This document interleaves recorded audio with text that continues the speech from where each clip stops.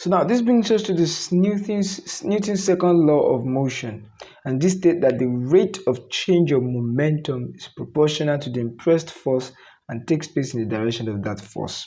So what this looks like is that F is directly proportional to change in momentum. Remember that momentum is represented with P, letter P, over the time taken. So it takes place in the direction of that force. Alright, so that means that this can be written as mv, remember I've said that before, minus mu, change in momentum, over t. So that means that F equals to, I can factor out m, and so if I factor out m, I'll have m outside, then v minus u over t.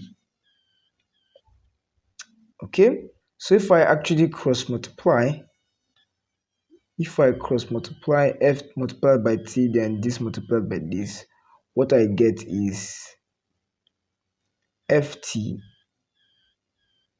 equals m into v minus u. All right, now we've already said that this ft is what? Exactly, impulse. Said that ft is actually impulse, and this is actually what? Change in momentum. So you can see how impulse is the same as change in momentum. Can you see? So there is no difference between impulse and change in momentum. What that means is that the impulse that you give an object is actually the same. It converts that to momentum. All right, so it converts that impulse into momentum. So garbage in, garbage out. You give it impulse, a particular impulse, it changes that into momentum. So that's a definition. That's the idea behind changing behind the second law of motion. All right, so we have this guy here. From here, I want to start from here. I'm not cross multiplying. I want to start from here. So from here, I'm going to have F equals m into v minus u. I'm not going to put this t over t like this. I'm going to do it like this, over t. So what do I see? I see this guy here.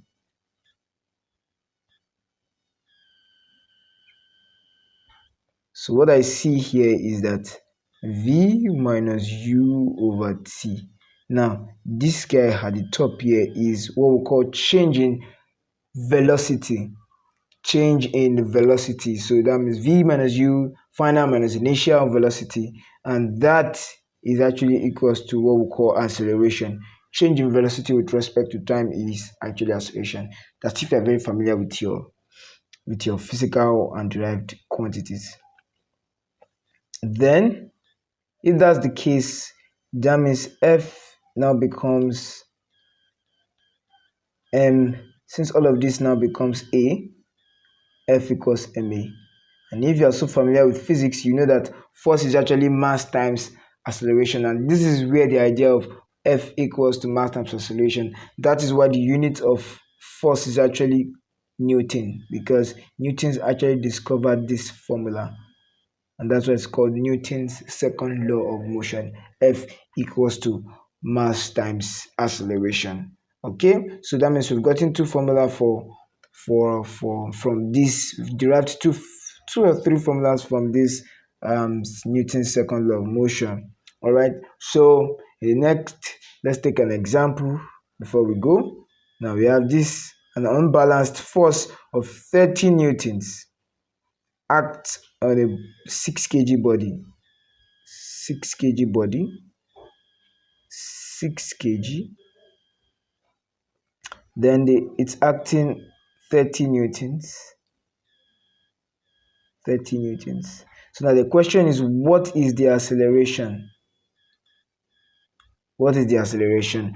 Remember from the what we just said that F is actually equals to ma. Okay, so if F is equals to ma, the force here is 30 newtons, the mass here is 6 kg, and we are asked to find the acceleration. So the force is actually 30 newtons equals to 6 kg, then multiplied by a. So you divide both sides by 6. What you get is 6 divided by 6, then that's cancelled. Then you have 6 here, 1, and you have 6 here, 5. So what you get eventually is a equals to 5. So the unit of acceleration is actually meters per second squared. So the unit of acceleration is meters per second squared. So if you're very familiar with all of your fundamental and derived quantity, you know that that's the unit of acceleration. Okay, so this is F equals to ma, and this is the answer you're going to get. The acceleration that is produced is actually 5 meters per second squared.